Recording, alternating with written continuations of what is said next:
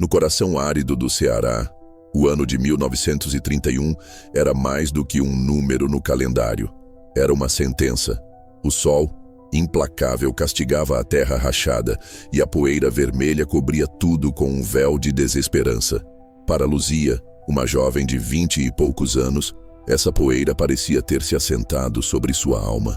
Há apenas 2 meses, a vida lhe tirara o marido, levado por uma febre repentina que os curandeiros não souberam nomear e os médicos não puderam alcançar. Ele a deixara com 2 heranças, uma saudade que doía no peito e uma vida que crescia em seu ventre. Um segredo de 6 meses que agora se tornava um fardo visível e pesado. Sozinha, sem família por perto e com os poucos trocados do marido se esvaindo como água na terra seca, o futuro era um abismo. As noites eram as piores. O silêncio do pequeno quarto alugado era preenchido apenas pelo som de seus próprios medos. O medo da fome, o medo do parto, o medo de não ter um teto para abrigar a si e ao filho que chegaria. Cada moeda era contada e recontada, cada pedaço de pão dividido para durar mais. A comunidade, embora solidária na dor inicial, logo se voltou para suas próprias batalhas pela sobrevivência. Em um mundo onde cada um lutava por seu próprio quinhão de vida, uma viúva grávida era vista com uma mistura de pena e um certo distanciamento, como se sua má sorte pudesse ser contagiosa. Luzia sentia os olhares, os cochichos, e a solidão se tornava uma companheira constante e fria.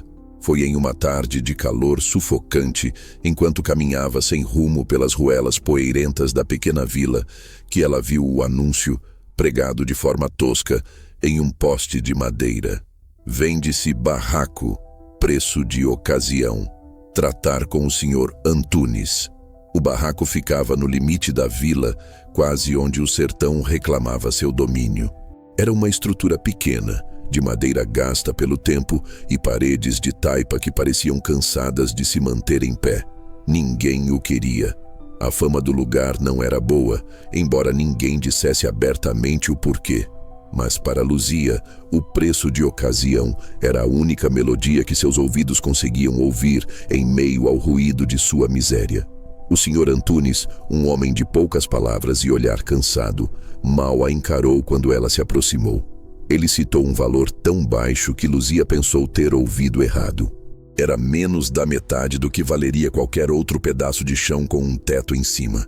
Ele tem seus problemas, disse o homem coçando a barba rala. Mas é um teto, e por esse preço é quase um presente. Ele não ofereceu mais detalhes, e Luzia, em seu desespero, não ousou perguntar. Que tipo de problema poderia ser pior do que dormir na rua com um recém-nascido? Com as mãos trêmulas, ela entregou quase todo o dinheiro que lhe restava. A chave, fria e enferrujada, pareceu pesar 1 tonelada em sua palma. Naquela noite, antes de se mudar, ela olhou para o barraco à distância, recortado contra um céu de poucas estrelas. Uma sensação estranha a percorreu. Não era apenas o medo do desconhecido, mas algo mais. Uma premonição, talvez. Uma sensação de que aquele lugar, abandonado por todos, guardava um silêncio que não era de paz, mas de espera. Ela afastou o pensamento, culpando o cansaço e a gravidez. Amanhã, ela seria dona de seu próprio lar. Um lar humilde, esquecido, talvez até mal visto, mas seu. Mal sabia ela que, ao comprar aquelas paredes frágeis, ela não estava adquirindo apenas um refúgio, mas também o eco persistente de uma vida que se recusava a partir. O barraco não estava vazio, e ela estava prestes a descobrir isso da maneira mais assustadora possível. A mudança foi simples, consistindo em um único baú de madeira com as roupas do marido, algumas peças suas, um colchão de palha e uns poucos utensílios de cozinha. O interior do barraco era ainda mais sombrio do que parecia por fora. Consistia em um único cômodo amplo, com uma pequena divisão para o que seria a cozinha. O cheiro era de poeira antiga, de madeira úmida e de algo mais. Algo que ela não conseguia identificar. Um odor sutil de abandono e tristeza. As frestas nas paredes permitiam que filetes de luz desenhassem formas dançantes no chão de terra batida, mas em vez de iluminar, pareciam apenas acentuar a escuridão nos cantos. Mesmo assim, Luzia sentiu uma pontada de alívio. Era seu. Ali, ninguém a julgaria, ninguém a cobraria. Nos primeiros dias, ela se dedicou a tornar o lugar habitável. Varreu o chão, tentou remendar as maiores frestas nas paredes com barro e palha e lavou as poucas janelas embaçadas pela sujeira. O trabalho físico era exaustivo em seu estado, mas mantinha sua mente ocupada, afastando os pensamentos sombrios. Durante o dia, com o sol do sertão a pino, o barraco era apenas uma casa pobre e velha. Luzia quase se convenceu de que seus medos iniciais eram infundados, frutos de sua mente cansada e de sua situação precária. Ela conversava com o bebê em seu ventre, prometendo-lhe um lar seguro, um refúgio contra o mundo cruel lá fora.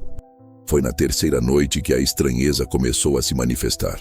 Luzia estava sentada em sua cadeira de balanço, a única peça de mobília que herdara de sua mãe, quando ouviu o primeiro som, um arrastar suave, vindo do canto mais escuro do cômodo. Parecia o som de um saco de estopa sendo puxado pelo chão. Ela congelou, o coração disparando no peito. Segurou a respiração, esperando. O som parou. Ela se levantou devagar, o lampião a óleo tremeluzindo em sua mão, e se aproximou do canto. Não havia nada ali, apenas a poeira e as sombras. Ela atribuiu o barulho ao vento, a um rato, a qualquer explicação lógica que pudesse acalmar seus nervos. Mas os incidentes se tornaram mais frequentes e mais difíceis de ignorar. Objetos pequenos, como um pente ou um carretel de linha, que ela tinha certeza de ter deixado em um lugar, apareciam em outro. Uma noite, acordou com um frio intenso, embora a noite estivesse abafada. Ao abrir os olhos, teve a nítida sensação de que alguém a observava da escuridão. Não havia ninguém, claro, mas a sensação era tão real, tão palpável, que ela passou o resto da noite encolhida, rezando em silêncio. A sensação de não estar sozinha era constante, um peso no ar, uma presença que pairava logo além do alcance de sua visão. O clímax dessa primeira fase de perturbação veio em uma tarde chuvosa, um evento raro e bem-vindo no sertão. A luz que entrava pelas janelas era cinzenta e fraca. Luzia estava costurando uma pequena manta para o bebê quando, pelo canto do olho, viu uma sombra. Não era uma sombra projetada pela mobília ou por ela mesma. Era mais escura, mais densa, com uma forma vagamente humana, parada perto da parede oposta. Durou apenas um segundo. Quando ela virou a cabeça para olhar diretamente, a sombra se dissipou, como fumaça. Mas ela tinha visto. Não fora sua imaginação. O medo deu lugar a uma terrível certeza. O Sr. Antunes não lhe vendera apenas um barraco. Ele lhe vendera o segredo que o habitava. E o segredo estava começando a se revelar. O medo é um vizinho barulhento, impossível de ignorar. Após a visão da sombra, Luzia não conseguia mais encontrar paz dentro de suas próprias paredes. Cada estalo da madeira, cada lufada de vento, cada rangido soava como um prenúncio. A solidão que antes era sua companheira silenciosa, agora parecia ter uma voz, um olhar. Ela sabia que precisava de respostas. Precisava entender o que havia de errado com aquele lugar. Com o coração pesado, decidiu que era hora de enfrentar os sussurros da vila, de transformar os cochichos evasivos em palavras claras. Sua primeira parada foi a pequena venda no centro da cidade, o lugar onde as notícias e os boatos corriam mais rápido que o vento. Dona Maricota, a proprietária da venda, era uma mulher de olhos pequenos e curiosos, que sabia a vida de todos. Quando Luzia entrou, um breve silêncio se instalou. Ela pediu um pouco de farinha e, com a voz hesitante, mencionou o barraco. "Tenho tentado arrumá-lo", disse ela, forçando um sorriso. "É um lugar quieto." O olhar de Dona Maricota mudou. A curiosidade deu lugar a uma cautela velada. "Quieto demais, alguns dizem", respondeu ela, baixando a voz. "Aquele lugar tem uma história, menina." Uma história triste. Ela não ofereceu mais, mas a semente da curiosidade e do medo foi plantada. Luzia percebeu que precisaria ser mais direta. Procurou o Sr. Afonso, o carpinteiro da cidade, um homem idoso que construíra muitas das casas da região, incluindo talvez o seu barraco. Ele estava sentado na varanda de sua oficina, o cheiro de serragem no ar. Ao ser questionada sobre o barraco, ele suspirou, um suspiro longo e cansado. Aquele lugar, começou ele, eu não o construí. Ele já estava lá quando me mudei para cá, há mais de 40 anos. Mas eu conheci o último morador, um homem chamado Elias. O nome pairou no ar. Elias. Pela primeira vez a presença tinha um nome. Segundo o Sr. Afonso, Elias era um homem recluso e melancólico. Ele havia chegado à vila anos antes, já um homem de meia idade, e comprara o barraco. Ninguém sabia de onde ele viera ou qual era sua história. Ele raramente falava com alguém, vivendo de pequenos bicos e do que plantava em seu quintal. As pessoas o deixavam em paz. Ele era um homem assombrado, disse o carpinteiro. Não por fantasmas, mas por algo dentro dele. Uma tristeza que nunca o largava. Um dia, Elias simplesmente desapareceu. Ninguém o viu sair. Sua porta ficou fechada por semanas, até que o cheiro ruim começou a incomodar os vizinhos. Quando arrombaram a porta, não encontraram Elias. O barraco estava vazio, mas havia um odor de morte no ar que ninguém conseguia explicar ou localizar. A busca foi inútil. Elias nunca foi encontrado. A maioria presumiu que ele havia morrido em algum lugar no sertão, vítima de uma cobra ou da própria solidão. O barraco ficou abandonado por anos, passando de mão em mão por valores irrisórios, mas ninguém conseguia permanecer ali por muito tempo. Todos relatavam a mesma coisa, uma sensação de tristeza opressiva, ruídos inexplicáveis e a sensação de nunca estar sozinho.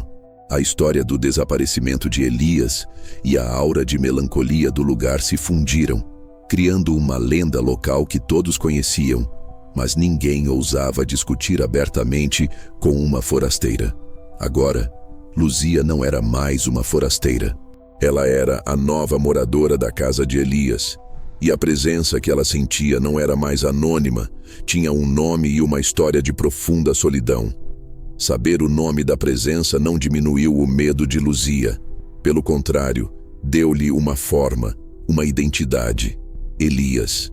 A sombra no canto, o arrastar no chão, o frio inexplicável, tudo agora pertencia a Elias. O medo, no entanto, começou a se misturar com um sentimento inesperado, a curiosidade e até mesmo uma estranha compaixão. A descrição do Sr. Afonso sobre um homem recluso e consumido pela tristeza ecoava em sua própria alma. Ela também estava sozinha, também carregava uma dor profunda. A ideia de que o espírito de Elias pudesse estar preso àquele lugar por sua solidão era, de alguma forma, compreensível para ela. As manifestações continuaram, mas a reação de Luzia começou a mudar. Em vez de se encolher de terror, ela começou a responder. Uma noite, ao ouvir o som familiar do arrastar no canto, ela não se levantou para investigar. Permaneceu sentada e, com a voz pouco acima de um sussurro, disse ao quarto escuro: "Eu sei que você está aí, Elias. Eu não quero lhe fazer mal. Esta é a minha casa agora, mas eu entendo sua tristeza." O silêncio que se seguiu pareceu diferente, menos ameaçador, mais atento. Ela sentiu uma mudança sutil na atmosfera, como se sua admissão tivesse quebrado uma barreira. Essa foi a primeira de muitas conversas. Luzia começou a narrar seu dia para as paredes silenciosas. Falava sobre suas dores, suas esperanças para o bebê, suas memórias do marido.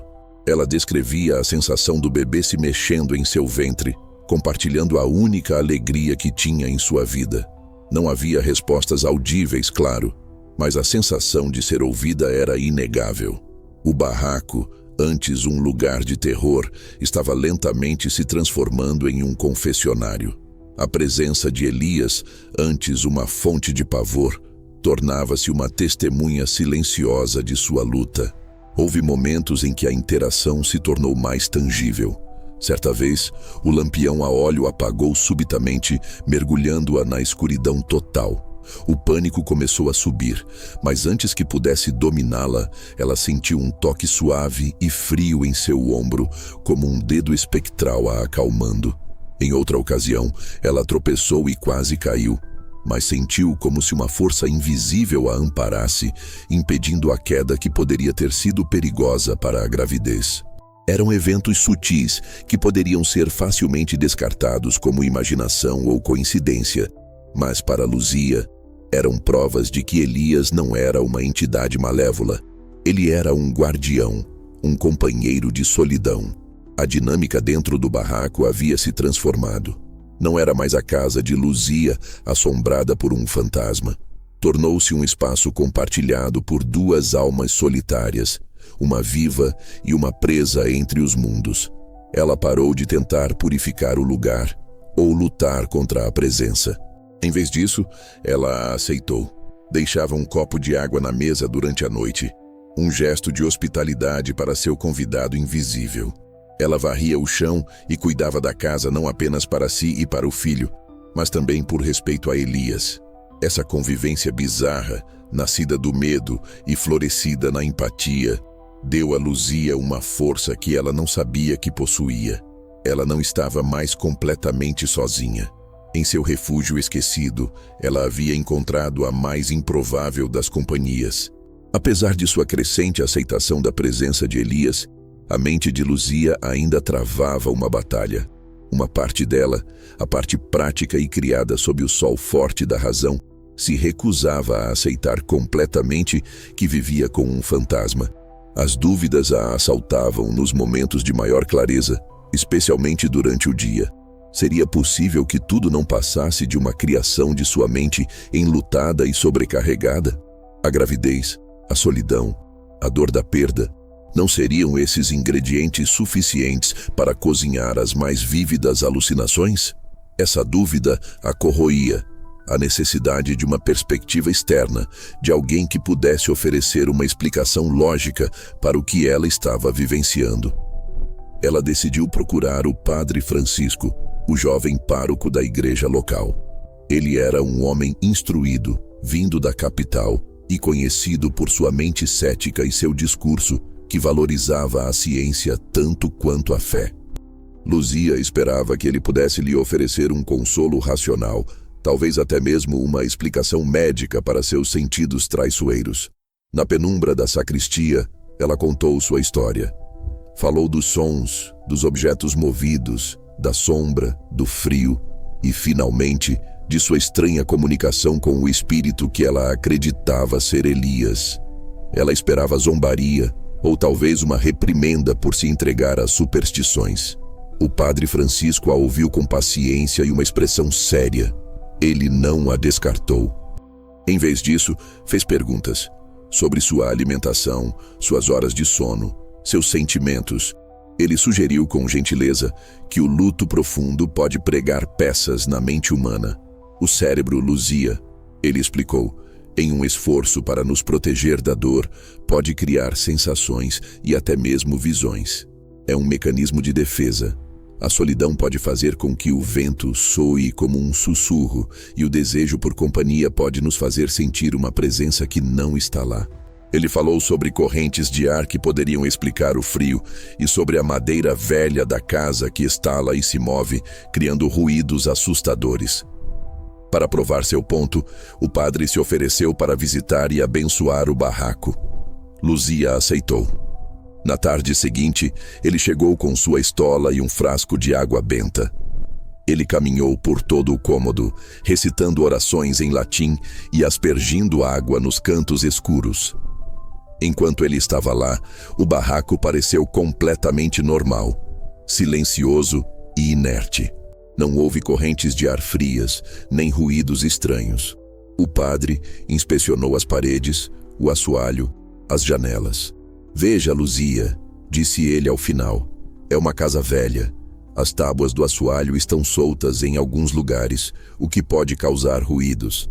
As frestas nas paredes criam correntes de ar.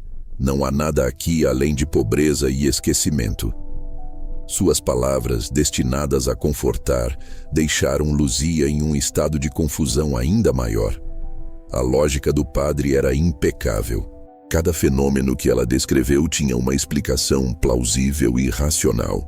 Por um momento ela se sentiu tola, uma viúva solitária à beira da loucura. Talvez Elias fosse apenas uma invenção, um nome que ela deu à sua própria dor. Ela agradeceu ao padre, sentindo-se ao mesmo tempo aliviada e estranhamente desapontada. O conforto da lógica era frio e vazio. Ele tirava o mistério, mas também a companhia. Naquela noite, o silêncio no barraco pareceu mais profundo, mais solitário do que nunca. Mas quando ela se deitou para dormir, ouviu, bem baixinho, o som inconfundível de um único e suave arrastar vindo do canto. E pela primeira vez, ela sorriu no escuro. A lógica tinha suas explicações, mas a experiência tinha sua própria verdade. As palavras do padre Francisco ecoaram na mente de Luzia por dias. As tábuas do assoalho estão soltas. A frase, dita com a intenção de desmistificar os ruídos, acabou por plantar uma nova semente de curiosidade em seu coração. Ela observava o chão de madeira rústica, gasto pelo tempo, com um novo interesse. Se as tábuas estavam soltas, o que poderia haver embaixo delas? A casa era antiga, e histórias de pessoas que escondiam seus parcos pertences sob o piso eram comuns na região. Talvez Elias, em sua reclusão, tivesse guardado algo ali. Não era a esperança de encontrar um tesouro que a movia, mas a busca por uma prova, por algo tangível que pudesse conectar o mundo dela ao mundo dele. Em uma manhã particularmente quieta, ela decidiu investigar. Armou-se com uma faca de cozinha velha e começou a examinar as tábuas no canto de onde os ruídos costumavam vir. A maioria estava firme, pregada com pregos enferrujados. Mas uma delas, um pouco mais escura que as outras, cedeu levemente sob seu peso. Com esforço, usando a faca como alavanca, ela conseguiu soltá-la. A madeira rangeu em protesto, liberando um cheiro de terra úmida e tempo. Abaixo, não havia nada além do chão de terra batida. A decepção a atingiu. Talvez o padre estivesse certo, afinal. Era apenas uma casa velha. Ela estava prestes a colocar a tábua de volta no lugar quando algo chamou sua atenção.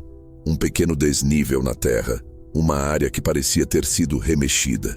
Com as próprias mãos, ela começou a cavar. A terra estava compacta, mas não dura.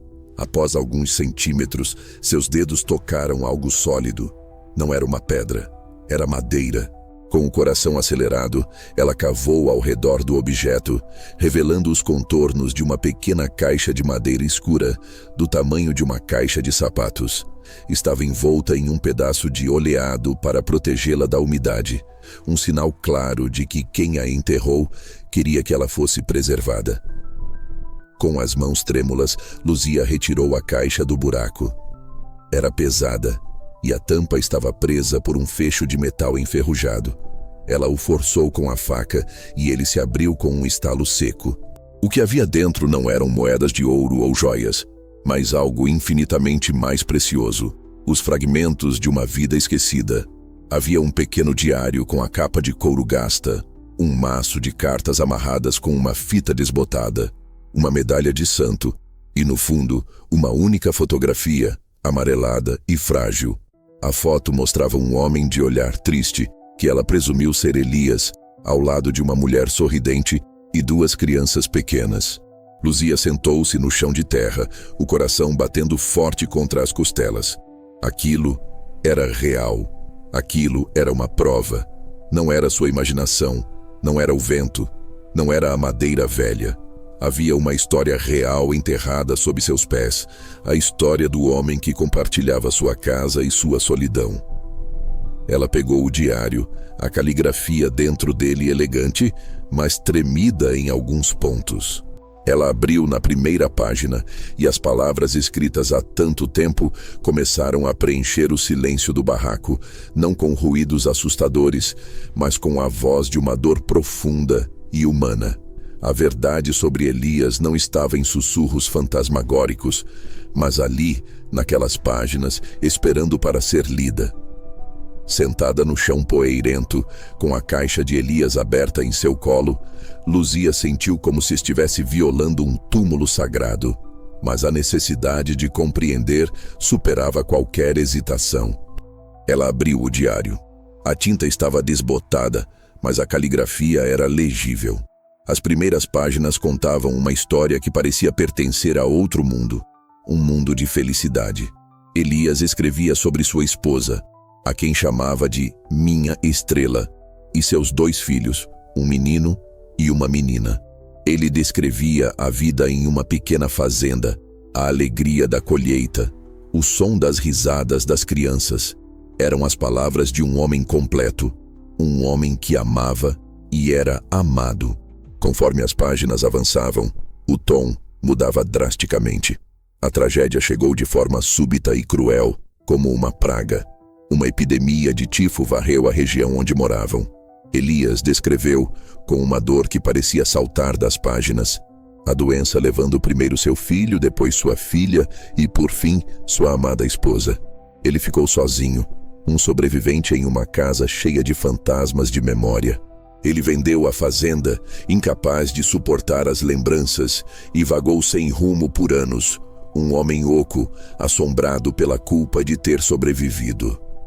A vila e o barraco foram seu último refúgio, um lugar para se esconder do mundo e esperar o fim. As cartas amarradas pela fita eram de sua esposa, escritas antes da tragédia. Eram cartas de amor, cheias de planos e sonhos para o futuro, promessas de uma vida longa juntos. Cada palavra era uma facada no coração de Luzia. Ela entendia agora. A tristeza que impregnava o barraco não era uma maldição, era o luto de Elias, um luto tão profundo que havia se tornado parte das próprias paredes. Os ruídos, as sombras, a sensação de presença, talvez fossem apenas o eco de sua dor, a manifestação de um amor que não tinha para onde ir. Ele não estava tentando assustá-la, ele estava simplesmente existindo em sua própria agonia. Essa história, tão parecida e ao mesmo tempo tão diferente da sua, criou uma ponte de empatia entre Luzia e o espírito de Elias. Ambos haviam perdido a pessoa que amavam. Ambos enfrentavam uma solidão avassaladora. A descoberta da caixa mudou tudo. E se você, assim como Luzia, acredita que existem histórias escondidas por toda parte, esperando para serem descobertas, considere se inscrever no nosso canal e deixar o seu like. Cada clique nos ajuda a continuar desenterrando esses relatos fascinantes e a garantir que memórias como a de Elias não se percam para sempre na poeira do tempo. Ao terminar de ler a última página do diário, que terminava com a frase "A saudade é a prova de que o passado valeu a pena", Luzia olhou ao redor do barraco. Não era mais um lugar assombrado, era um santuário.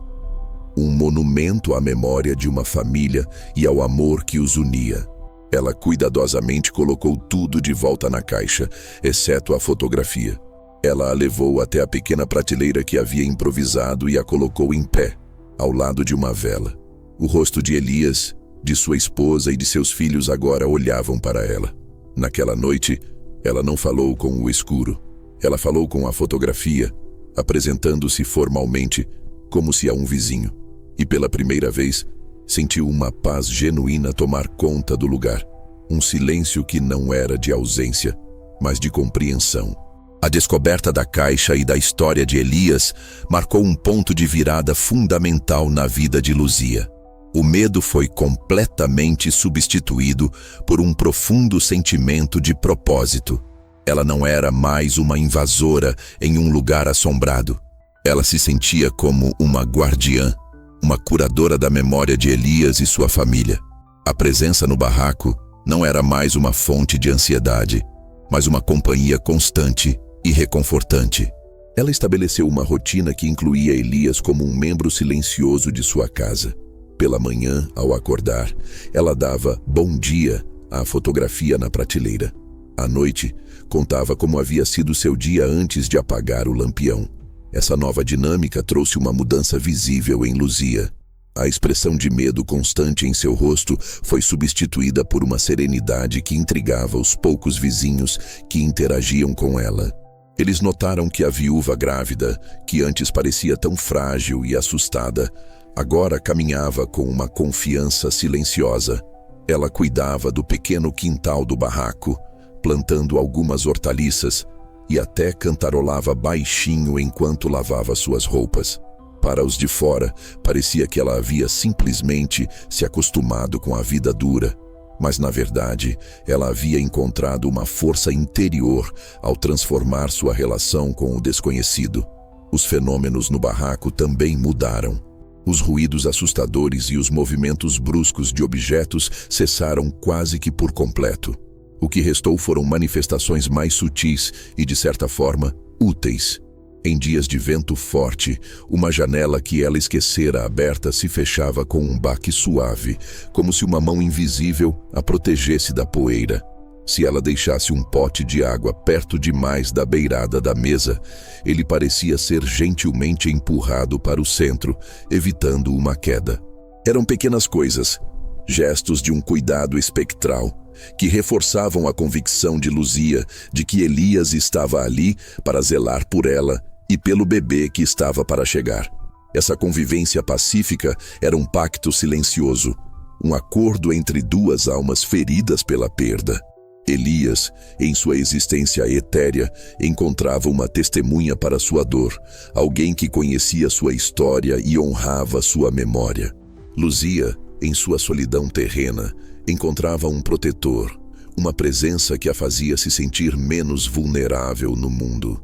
A casa, que antes era um símbolo de seu desespero e pobreza, tornou-se um refúgio genuíno, um lar compartilhado onde o mundo dos vivos e o mundo dos espíritos se tocavam de maneira harmoniosa. Essa simbiose improvável preparou Luzia para a maior provação que ainda estava por vir: o nascimento de seu filho. Ela não temia mais dar à luz sozinha naquele barraco isolado. Ela sentia que não estaria sozinha. Tinha a certeza de que, quando chegasse a hora, teria ao seu lado a força de suas próprias memórias e a vigília silenciosa de seu guardião invisível. A solidão havia sido preenchida não por outra pessoa, mas pela aceitação do mistério, transformando uma história de terror em uma crônica de companheirismo e resiliência. O sertão não conhece meios termos. Meses de seca inclemente podem ser subitamente interrompidos por tempestades de uma violência avassaladora. E foi uma dessas tempestades que escolheu a noite em que Luzia entrou em trabalho de parto. O céu, antes claro e estrelado, tornou-se uma massa escura e ameaçadora.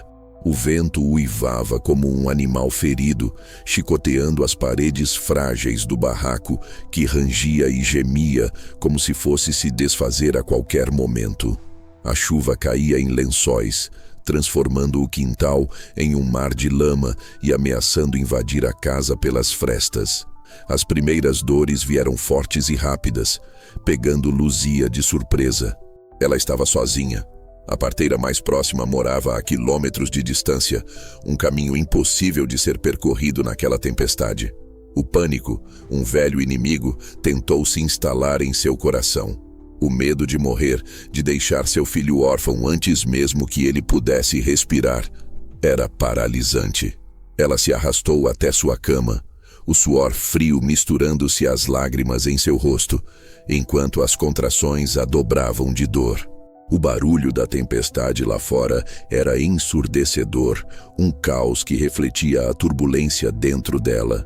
No auge de seu desespero, quando sentiu que suas forças estavam se esvaindo, algo mudou dentro do barraco. O lampião a óleo, que tremeluzia violentamente com as correntes de ar, de repente se firmou, sua chama queimando alta e estável, lançando uma luz quente e reconfortante sobre ela. O uivo do vento pareceu diminuir, como se uma barreira invisível estivesse protegendo a pequena casa da fúria da natureza. E então, ela sentiu uma presença forte e calma ao seu lado, mais nítida do que nunca. Não era um toque físico, mas uma sensação de apoio, uma energia que parecia envolvê-la, dando-lhe força. Luzia se agarrou a essa sensação. Entre uma contração e outra, ela olhava para a fotografia de Elias e sua família, iluminada pela chama firme do lampião. Ela não estava sozinha. Ela tinha um guardião.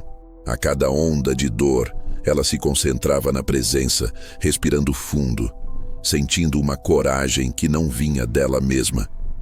Era como se Elias, que havia perdido sua própria família, estivesse ali para garantir que a família de Luzia tivesse a chance de começar.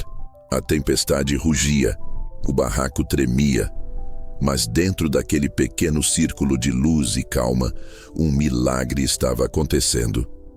Com um último esforço que pareceu arrancar sua alma do corpo, Luzia deu à luz seu filho. O som do choro do bebê, forte e saudável, cortou o barulho da tempestade. Era o som mais bonito que ela já tinha ouvido. Exausta, mas inundada por uma onda de amor e alívio, ela segurou o pequeno corpo junto ao seu. No exato momento em que o bebê chorou pela primeira vez, a tempestade lá fora começou a amainar. A chuva diminuiu, o vento se acalmou. Quando a manhã chegou, o sol nasceu em um céu limpo e lavado. Luzia olhou para seu filho adormecido e depois para a fotografia na prateleira. "Obrigada, Elias", ela sussurrou. "Obrigada por ficar." A dívida entre eles estava paga. Ele a protegeu e ela trouxe uma nova vida para a casa que ele nunca conseguiu deixar. A chegada do pequeno Antônio transformou o barraco e a vida de Luzia de maneiras que ela jamais poderia ter imaginado. O choro de um recém-nascido, o cheiro de leite e a presença constante daquela nova vida preencheram cada canto do pequeno cômodo, sobrepondo-se às antigas camadas de tristeza e solidão. A rotina de Luzia agora era ditada pelas necessidades de seu filho, noites sem dormir e dias de cansaço, mas era um cansaço feliz, um esgotamento com um propósito. A dor da perda do marido ainda existia, mas agora estava temperada pela alegria avassaladora do amor materno. Com a nova vida, veio uma nova quietude. A presença de Elias, que havia sido tão palpável e ativa, especialmente durante a tempestade, recuou. Os pequenos gestos de cuidado, os sons e as sensações de ser observada desapareceram. O barraco ficou silencioso de uma forma que não era desde que ela se mudara para lá. No início, Luzia sentiu uma pontada de preocupação, quase de abandono. Ela se pegava falando com a fotografia de Elias, mas a sensação de ser ouvida não era mais a mesma. O ar parecia mais leve, a atmosfera menos carregada. Lentamente, ela começou a entender. A presença de Elias não havia desaparecido por raiva ou indiferença. Parecia que a chegada de Antônio havia, de alguma forma, completado um ciclo. A casa, que por tanto tempo fora um repositório de luto e memórias de uma família perdida, agora abrigava o começo de uma nova família. O choro de um bebê, o som da vida recomeçando, talvez tenha sido o que o espírito atormentado de Elias precisava para finalmente encontrar a paz. A alegria de Luzia talvez tenha preenchido o vazio que a dor dele deixara. A comunidade também notou a mudança. Luzia, agora mãe, era vista com novos olhos.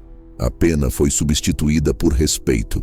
As mulheres da vila começaram a visitá-la, trazendo presentes para o bebê, um pouco de comida, oferecendo ajuda e conselhos.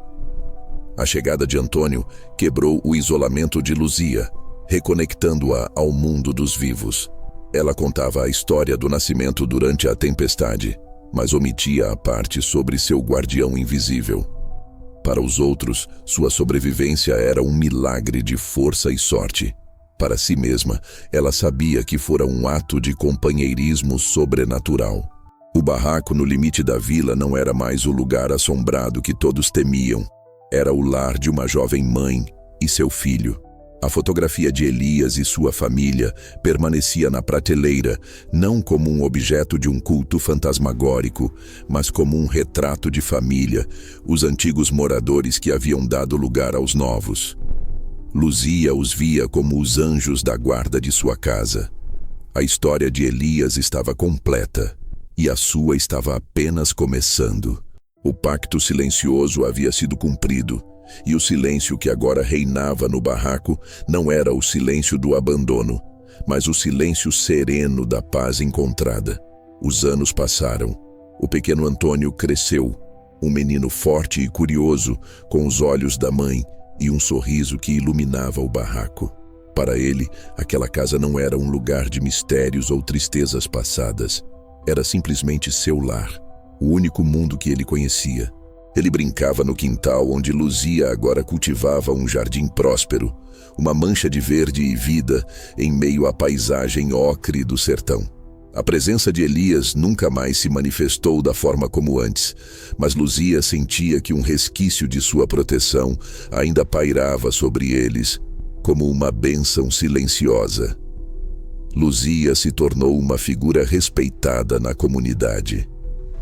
A mulher que chegara como uma viúva desamparada e assustada havia se transformado em um exemplo de resiliência. Ela sustentava a si e ao filho com a venda das hortaliças de seu quintal e com trabalhos de costura. A história de como ela comprou o barraco mal assombrado e o transformou em um lar se tornou uma espécie de lenda local. As pessoas mais velhas ainda se lembravam de Elias e de seu desaparecimento, mas agora a história tinha um novo final. Um final de redenção, através de Luzia e seu filho. Antônio cresceu ouvindo a história de Elias. Para ele, não era um conto de fantasmas, mas a história do primeiro amigo da mamãe naquele lugar. Luzia lhe mostrou a caixa, o diário e as cartas. Ela ensinou ao filho que a casa deles tinha uma alma, construída sobre a memória de uma família que amou e sofreu entre aquelas paredes. A fotografia na prateleira não era de estranhos, mas dos guardiões da casa. Essa educação em comum fez de Antônio um menino sensível e empático, com um profundo respeito pelas histórias e pelas dores dos outros. A vida de Luzia não foi fácil. A pobreza era uma luta constante, a seca voltava periodicamente, e criar um filho sozinha era um desafio diário. Mas ela nunca mais se sentiu verdadeiramente sozinha.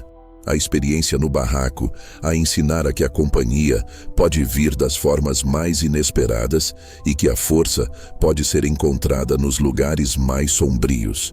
Ela aprendeu a ouvir o silêncio e a encontrar significado nele.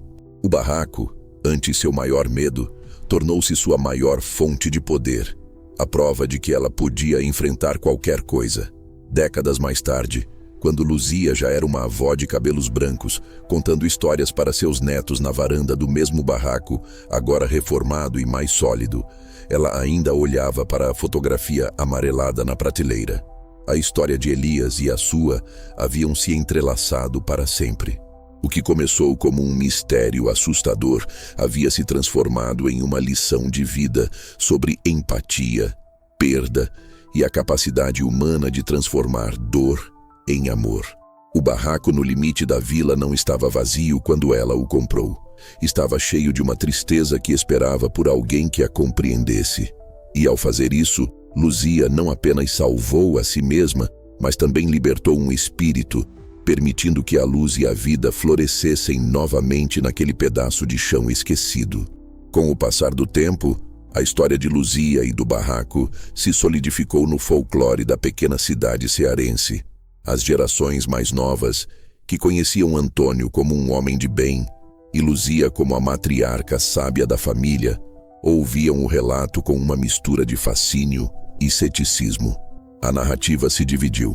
Para alguns, especialmente os mais religiosos e supersticiosos, a história era a prova irrefutável da existência de espíritos e da intervenção divina.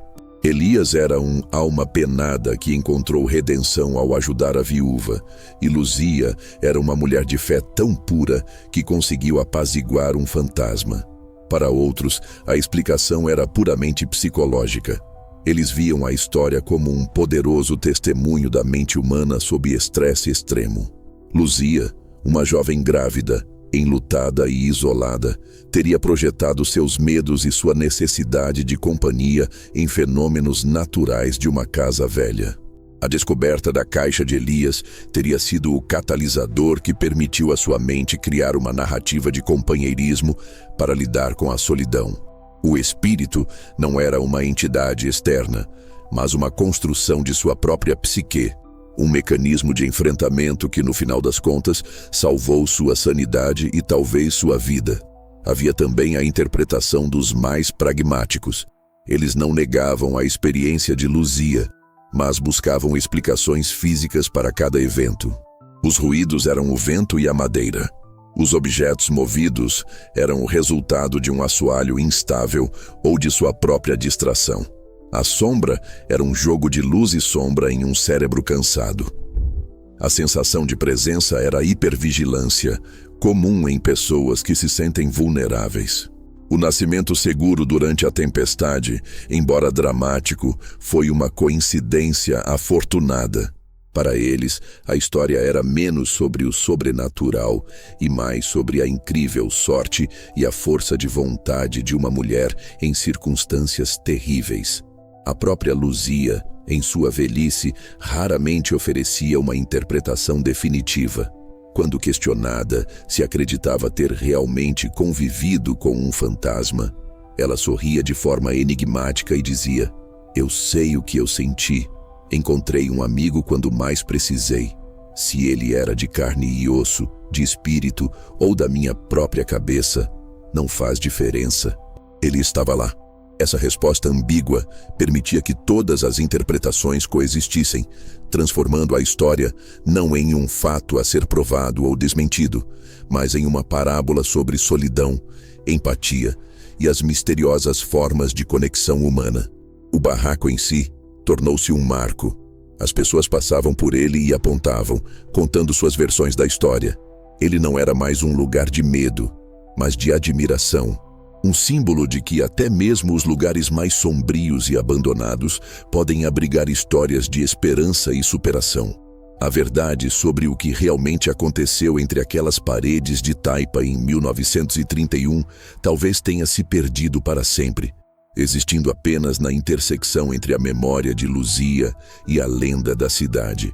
E talvez seja nesse espaço incerto, entre o que pode ser provado e o que só pode ser sentido, que os mistérios mais profundos da vida realmente residam. Vamos agora dar um passo para trás e analisar a história de Luzia através de uma lente mais crítica, como faria um investigador do desconhecido. Seguindo uma metodologia rigorosa, precisamos separar os fatos documentados das interpretações subjetivas. O fato principal e inegável é que Luzia, uma viúva grávida e em situação de extrema vulnerabilidade, sobreviveu e prosperou em condições que teriam quebrado muitas pessoas. Ela comprou uma casa abandonada, deu à luz sozinha durante uma tempestade e criou seu filho, tornando-se um pilar de sua comunidade. Este é o alicerce de realidade sobre o qual toda a história se constrói. A primeira teoria, e a mais abraçada pela tradição local, é a sobrenatural. Segundo esta visão, o espírito de Elias, um homem que morreu de solidão e tristeza, de fato permaneceu no barraco. Suas manifestações iniciais eram o eco de seu sofrimento, e a chegada de Luzia, uma alma igualmente solitária, criou uma ressonância. A empatia dela o acalmou, e a necessidade dela o transformou em um protetor. A descoberta da caixa foi um ato de comunicação deliberado do espírito para que sua história fosse conhecida. Nesta teoria, os eventos não são coincidências, mas ações de uma entidade consciente.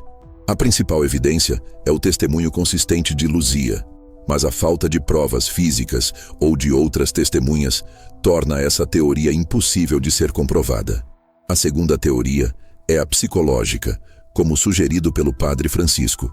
Esta hipótese postula que todos os fenômenos foram gerados internamente pela mente de Luzia. O luto, o estresse pós-traumático, a desnutrição e a ansiedade da gravidez são fatores poderosos que podem induzir a alucinações auditivas e visuais, além de estados de dissociação. O cérebro humano tem uma capacidade incrível de criar narrativas para dar sentido ao caos. Elias se tornou a personificação de sua própria solidão. e mais tarde, de sua própria força interior.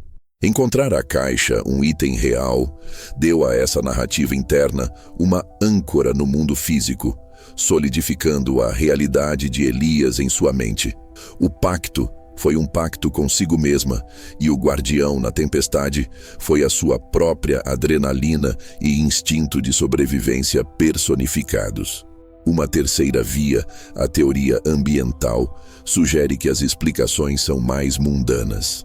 Casas velhas em regiões ventosas podem produzir uma vasta gama de sons, incluindo infrassons, frequências sonoras abaixo da capacidade auditiva humana, que são conhecidas por causar sentimentos de pavor, ansiedade e a sensação de uma presença. Correntes de ar, mudanças de temperatura, a instabilidade da estrutura e até mesmo pequenos animais poderiam explicar grande parte dos fenômenos. A história de Elias, aprendida com os vizinhos, teria fornecido a Luzia um roteiro para interpretar esses eventos aleatórios de forma coesa. A sequência de eventos, embora dramática, pode ser vista como uma série de coincidências fortuitas que, quando unidas pela narrativa de Luzia, parecem ter um propósito. É crucial reconhecer as limitações do nosso conhecimento. Estamos lidando com um relato de quase um século atrás, sem tecnologia de gravação, sem análise forense e baseado inteiramente na memória e na percepção de uma única pessoa. Não podemos provar ou refutar definitivamente nenhuma dessas teorias. A verdade pode ser uma combinação das três. Talvez a casa tivesse suas peculiaridades ambientais. A mente de Luzia estivesse em um estado de vulnerabilidade que a tornava mais receptiva, e talvez, apenas talvez, algo do sofrimento de Elias realmente tenha permanecido naquele lugar. A beleza e o poder da história não residem em encontrar a resposta correta, mas em reconhecer a profunda verdade humana que ela revela, independentemente da explicação. Ao final, a história de Luzia e do barraco no Ceará de 1931 transcende a simples questão de ser uma história de fantasmas. É uma profunda meditação sobre a natureza da solidão e o poder transformador da empatia. Se o barraco não estava vazio, não era apenas por causa de um possível espírito, mas porque estava saturado com o eco de uma dor humana não resolvida. A tragédia de Elias não foi sua morte, mas o fato de que sua imensa dor pelo amor perdido não teve testemunhas, não foi compartilhada, apodrecendo em silêncio entre aquelas paredes. O verdadeiro horror não era a presença, mas o abandono que a criou. Luzia, em seu próprio abismo de desespero, poderia ter reagido de muitas maneiras. Poderia ter fugido, enlouquecido de medo ou sucumbido à miséria. Em vez disso, ela fez algo extraordinário. Ela ouviu. Ela ouviu os ruídos, sentiu a tristeza no ar e, em vez de rejeitá-la, ela a reconheceu. Ao saber da história de Elias, ela não viu um monstro ou uma ameaça, mas um espelho de sua própria dor. Foi esse ato de compaixão radical, de estender a mão através do véu da morte para confortar uma dor semelhante à sua, que transformou tudo. Ela não baniu o fantasma, ela lhe deu a paz que ele nunca teve em vida, a paz de ser compreendido. O que essa história nos ensina é que muitas vezes os lugares que mais tememos não são assombrados por espíritos, mas pelas histórias que não foram contadas e pelas dores que não foram curadas. Cada um de nós carrega seus próprios fantasmas, as memórias de perdas, os arrependimentos, as saudades. E assim como Luzia, talvez a única maneira de encontrar paz não seja tentando exorcizá-los, mas sentando-se com eles, ouvindo suas histórias e reconhecendo que eles são parte de quem somos. A força de Luzia não veio de uma fonte sobrenatural, mas de sua própria humanidade, de sua capacidade de ver além do medo e encontrar conexão na vulnerabilidade. A história de Luzia é um testamento à resiliência do espírito humano.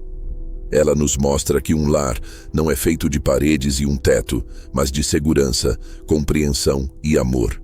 Ela encontrou isso da maneira mais improvável, criando uma família que atravessava as fronteiras da vida e da morte. O barraco não estava vazio. Estava esperando por alguém com o coração grande o suficiente para abrigar mais de uma história de dor. E ao fazê-lo, Luzia não só construiu um futuro para si e para seu filho, mas também redimiu um passado, provando que a luz mais brilhante muitas vezes nasce na mais profunda escuridão. Essa jornada pelo sertão da alma humana chega ao fim, mas os mistérios da resiliência e da conexão são infinitos.